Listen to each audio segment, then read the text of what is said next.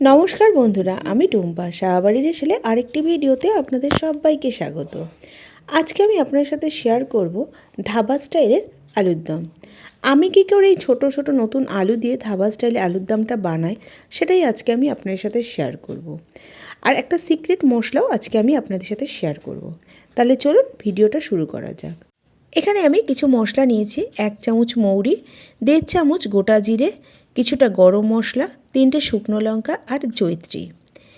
এবারে শুকনো খোলাতে গ্যাসের ফ্লেমটা মিডিয়াম টু লোতে করে দিয়ে সমস্ত মশলাগুলোকে ভালো করে ভেজে নেব, যতক্ষণ একটা সুন্দর গন্ধ না বেরোচ্ছে। মশলাগুলো ভাজা হয়ে গেছে। এবার মশলাটাকে ঠান্ডা করে মিক্সিতে পেস্ট করে নেব। কড়াইতে সাদা তেল দিয়ে দিয়েছি। তেলটা গরম হয়ে গেছে।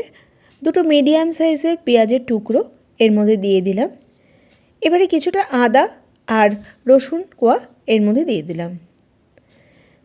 একটা কাঁচা লঙ্কা দিয়ে দিলাম, মাঝখান থেকে চিড়ে নিয়েছি। আর কিছুটা পরিমাণ মতো কাজু বাদাম দিয়ে দিলাম। গ্যাসের ফ্লেমটা মিডিয়াম টু লোতে রেখে সমস্ত কিছুকে ভালো করে ভেজে নেব। ওই 3-4 মিনিট মতো ভেজে নেব। ভাজা হয়ে গেছে। এবার ঠান্ডা করে একটা পেস্ট তৈরি করে রেখে দেব। কড়াইতে আবারও সাদা তেল দিয়ে দিলাম। তেলটা গরম হয়ে গেছে। এবার আগে থেকে নুন দিয়ে সেদ্ধ করা নতুন আলু, শীতকালে যে ছোট ছোট আলুগুলো পাওয়া যায় নতুন, সেই আলু সেদ্ধ করে খোসা ছাড়িয়ে রেখেছি। সেই আলুটাকে গ্যাসের ফ্লেমটা হাইতে করে দিয়ে 4 থেকে 5 মিনিট সময় ধরে আলুগুলোকে ভেজে নিলাম।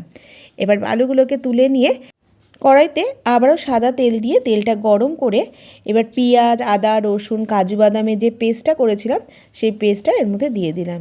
গ্যাসের ফ্লেমটা মিডিয়াম টু লোতে রেখে ভালো করে নাড়াচাড়া করে 2-3 মিনিট মতো কষিয়ে নেব।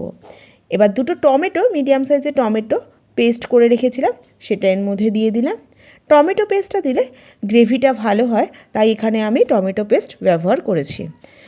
টমেটো পেস্টটা দিয়ে কষিয়ে নেওয়ার পর 1 চামচ ধনে গুঁড়ো, 1 চামচ জিরে গুঁড়ো, 1 চামচ হলুদ গুঁড়ো, হাফ চামচ কাশ্মীরি লাল লঙ্কার গুঁড়ো আর স্বাদ মতো নুন দিয়ে ভালো করে সমস্ত কিছুকে আবারও কষিয়ে নেব। এই সময় গ্যাসের ফ্লেমটা কিন্তু আমি একদম লোতে করে দিয়েছি।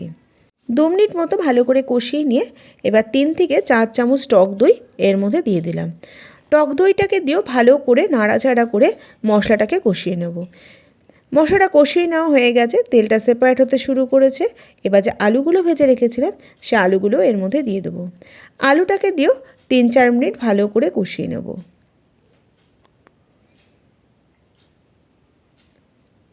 আলুটা দিয়ে 3-4 মিনিট হয়ে গেছে, ভালো করে কষিয়ে নেওয়া হয়ে গেছে। এবারে আমি গ্রেভির জন্য উষ্ণ গরম জল দিয়ে দিচ্ছি।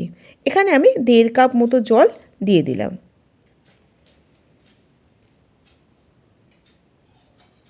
যেহেতু আলুটা আমার আগে সেদ্ধ করা, আর একটু সেদ্ধ হবে বলে তাই আমি এখানে 1.5 কাপ মতো জল দিয়ে 5-6 মিনিটের জন্য ঢাকা দিয়ে দিয়েছিলাম। ঢাকাটা খুলে নিলাম। এবার যে ভাজা মশলাটা করে রেখেছিলাম সে ভাজা মশলাটা এর মধ্যে দিয়ে দিলাম। ভাজা মশলাটাকে দিয়েও ভালো করে মিশিয়ে নিচ্ছি। ভাজা মশলাটাকে দেওয়ার পরে আমি 3-4 মিনিট গ্যাসের ফ্লেমটা মিডিয়াম টু লোতে রেখে ভালো করে ফুটিয়ে নিয়েছি। আলুটাকেও চেক করে নিলাম, আলুটাও খুব সুন্দর সেদ্ধ হয়ে গেছে। এবার 1 চামচ ঘি এর মধ্যে দিয়ে দিলাম। ঘিটা দিয়ে ঢাকা দিয়ে দেব, যাতে ঘিয়ের গন্ধটা আলুর দমের মধ্যে খুব সুন্দর করে মিশে যায়। ওপর দিয়ে কিছুটা ধনেপাতা দিয়ে আমি গার্নিশিং করে দিয়েছি।